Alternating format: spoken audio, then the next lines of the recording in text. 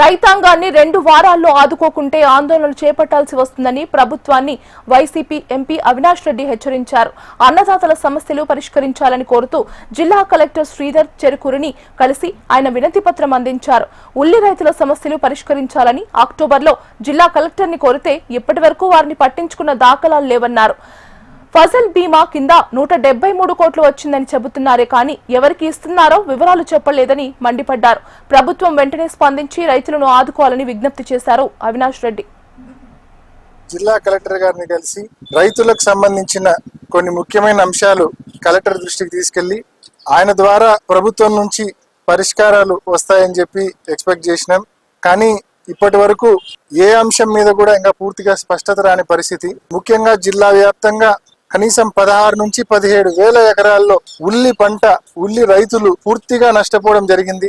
October మాసంలో collector గారిని కలిసినప్పుడు తప్పకుండా ప్రభుత్వం నుంచి హెక్టార్కు 50,000 రూపాయలు మన వైఎస్ఆర్ జిల్లాకు సంబంధించిన రైతాంగానికి కూడా వచ్చే విధంగా చర్యలు తీసుకుంటామని చెప్పి చాలా స్పష్టమైన హామీ ఇచ్చారు. మరి ఇవాళ గట్టిగా కలెక్టర్ గారిని అడిగాం.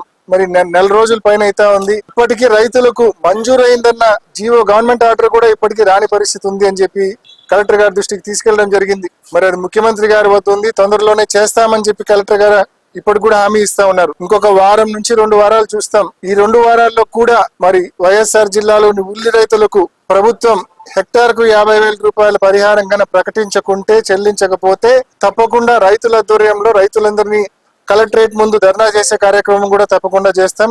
నిరసన తెలిపే కార్యక్రమం కూడా తప్పకుండా చేస్తాం.